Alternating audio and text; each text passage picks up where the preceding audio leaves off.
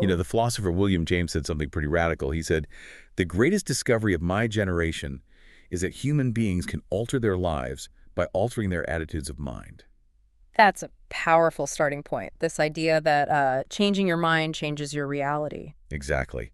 And that's really the engine for our deep dive today. We're going to be digging into excerpts from Jeff Keller's book, Attitude is Everything. Right. It pulls together something like, 14 years of his research into success principles? Yeah, over 14 years.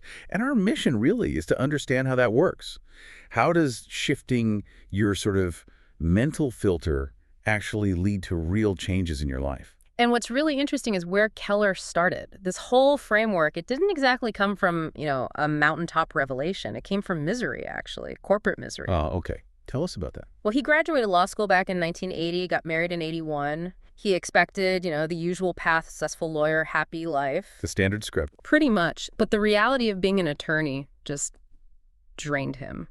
He talks about mounds of tedious paperwork, constant delays, just this endless administrative churn. And it wasn't just mental, right? The sources mentioned physical symptoms, too. Oh, absolutely. By early 1985, he's only 30, but he's got chronic headaches. His stomach is constantly churning, physical pain. He said he looked 40. Wow. And doctors couldn't find anything wrong. Nope.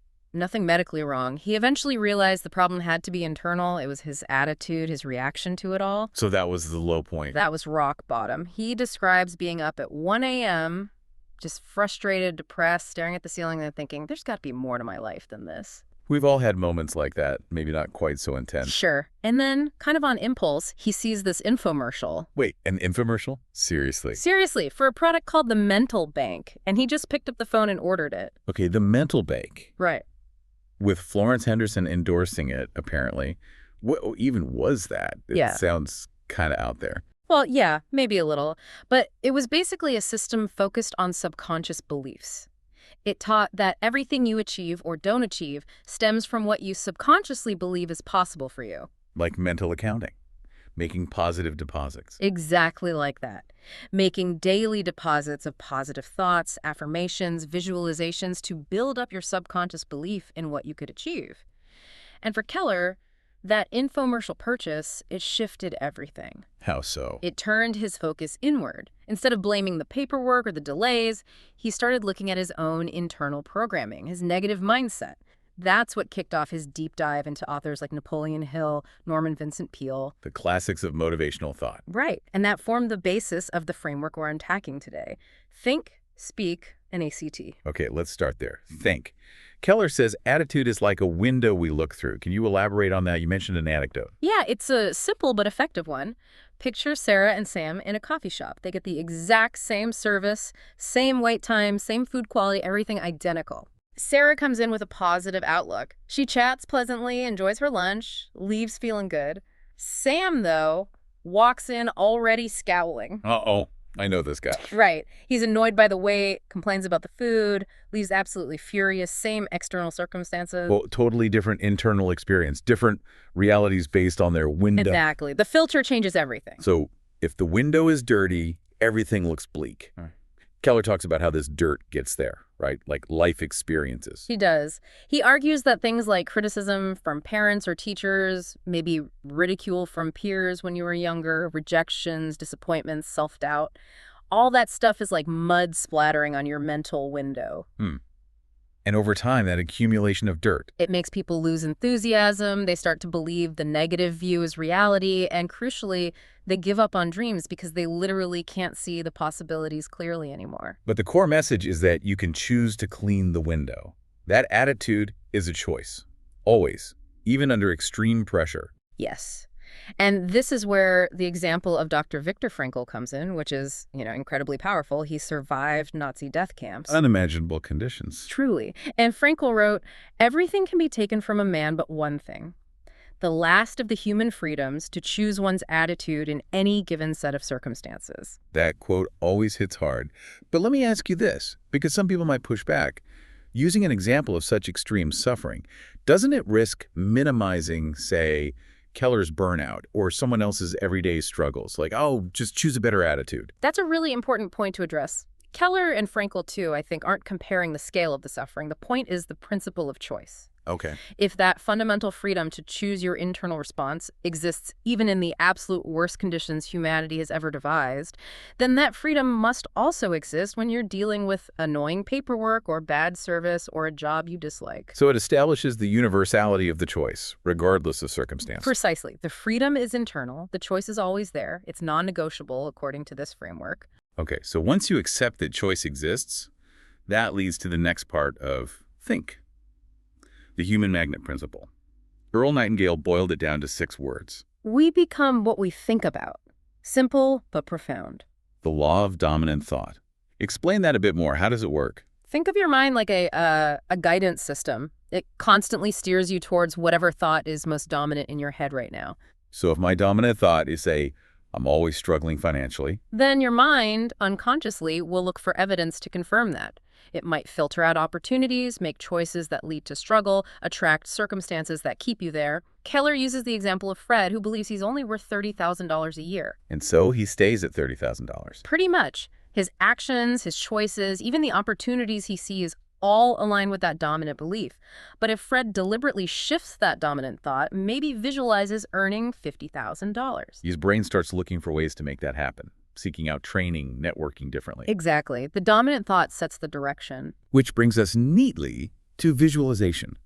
Creating mental movies, as Keller calls it, instead of replaying old failures. You consciously script and replay scenes of future success. Athletes do this constantly. Speakers mentally rehearse a successful presentation. Because the mind doesn't really distinguish between vividly imagined and real. That's the idea. But the story that really drives this home is Jim Carrey. Oh yeah, the check. Tell that story. Right. So back when he was still mostly unknown, doing comedy clubs, struggling, he took out a checkbook. A real checkbook. Yep. And wrote himself a check for $10 million in the memo line for acting services rendered. Wow. And he dated it. Post-dated it for Thanksgiving 1995.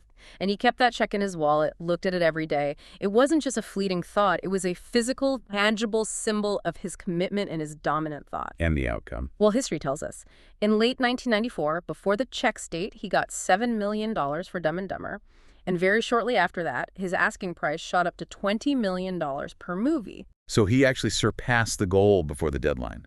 That's incredible. That tangible element seems key. It anchors the visualization, makes it more real, more constant. Okay, so mastering think, choosing attitude, understanding dominant thought, using visualization, that's the foundation. How do we bridge that to the outside world? This brings us to phase 2, speak. Right. Why are words so important? Because they're the first step out of your head. Keller lays out this domino effect. Thoughts lead to words.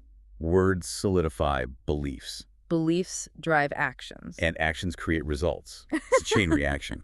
Exactly. So if you're constantly speaking negatively, complaining, criticizing, focusing on lacament, you're reinforcing negative beliefs. And that just keeps the negative results coming. A self-fulfilling prophecy you speak into existence. Precisely. But the reverse is also true. Positive words can empower you, even help transcend limitations. The example used is Kent Cullers. The NASA scientist who was blind. Yes, headed up the search for extraterrestrial intelligence, SETI. Think about the language he could have used to describe his life. Debilitating, challenging, limiting. Sure, seems reasonable. But instead, he consciously chose to refer to his blindness as a trivial affliction. Trivial. Wow. And get this, just barely an inconvenience? Just barely an inconvenience. That's an amazing level of reframing. Yeah. He's literally using language to strip the limitation of its power over him. That's the power of conscious word choice. And we face a maybe less dramatic version of this choice every day, don't we? Just with the simple question, how are you? Absolutely. Think about the common responses. You get the negative ones. Lousy, terrible, don't ask, maybe thank God it's Friday. Yeah, TGIF implies the rest of the week was awful. Right. Then you have the mediocre middle ground. Fine. Okay, not bad. Same old, same old. Which is pretty uninspiring. Exactly. These responses, Keller argues, subtly reinforce a negative or mediocre state, both in you and in the people you're talking to. But he suggests actively choosing a positive response, like terrific or fantastic, even if maybe you aren't quite feeling it in that exact moment. Yes, that's the key. It's an active choice. Okay, but let's be real for a second. If you say terrific with beaming energy to someone like Sam from the coffee shop, isn't that just going to annoy them? Is the goal to genuinely feel terrific instantly, or is it more like fake it till you make it with your words? It's a bit of the latter, but mainly for your benefit. The primary audience for that terrific is you. Ah, okay. Explain that. By choosing the positive word, you're actually influencing your own physiology, your own state. You're nudging your attitude to catch up with your language. And yes, it also tends to attract more positive people and repel the chronic complainers over time. You're setting your frequency, so to speak. So it's about self-empowerment first, and the external effect is secondary. Don't get trapped in mediocre language if you don't want a mediocre life. That's the essence of it. Okay, that makes sense. And this deliberate use of language, this conscious choice, leads us right into the final phase, ACT. This is where commitment and persistence come in. Right. Keller defines commitment pretty simply, but powerfully. It's the willingness to do whatever it takes. Within ethical bounds, of course. Naturally. Excluding illegal or unethical actions, but it's that internal resolve.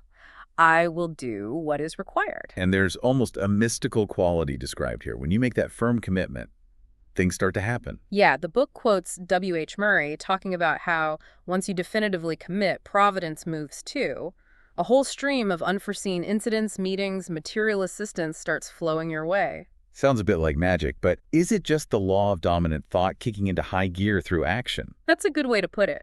Your commitment clarifies your dominant thought, and your actions start aligning reality with it. Your focus becomes sharper, you notice opportunities you missed before. But commitment doesn't mean instant success.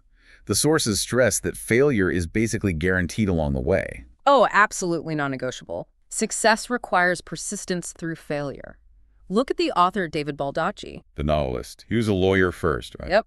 Committed to becoming a writer, he wrote every single night from 10 p.m. to 2 a.m. for 10 years. 10 years. While holding down a law job?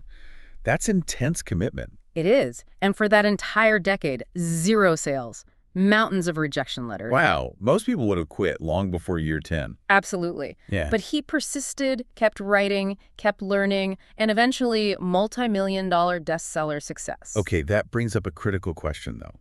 When does persistence cross the line into just stubborn foolishness? How do you know if you're persisting towards a real goal versus just banging your head against a wall that's never going to move? That's the million-dollar question, isn't it? According to the sources, the key difference is learning and adaptation. Explain. Persistence means keeping the goal firm, but being willing to learn from failures and adapt the method. Baldacci wasn't just writing the same bad manuscript for 10 years. He was learning the craft, improving, trying different approaches. Stubbornness is doing the exact same thing over and over, ignoring the feedback, and expecting a different result. So, successful people see failure not as a stop sign, but as feedback, as data. Exactly. It's information telling you to adjust your approach, not necessarily abandon the destination. That makes sense. And the ultimate example of this adaptive persistence has to be the chicken soup for the soul guys, Jack Canfield and Mark Victor Hansen. Oh, yeah. Their story is legendary for persistence. They took their book proposal to publisher after publisher. And got rejected how many times? 33 times, over 3 years. 33 rejection letters. Right. I mean, wow. Most people would be crushed after maybe 3 or 4. Or even 1. But they didn't see no as meaning the book was bad or the goal is impossible. They saw it as, okay, this publisher isn't the right fit. Next. They adapted their approach, finding a new target. Right. And the 34th publisher they pitched said yes. And the result? Over 30 million copies sold, launching a massive global brand. It really underscores that idea of failure being the price of admission, almost. Thomas J. Watson, the founder of IBM, had a great quote on this. He said, "Would you like me to give you a formula for success? It's quite simple. Double your rate of failure." Double your failure rate. That seems counterintuitive, but it fits. More attempts, more learning, more adaptation eventually leads to success.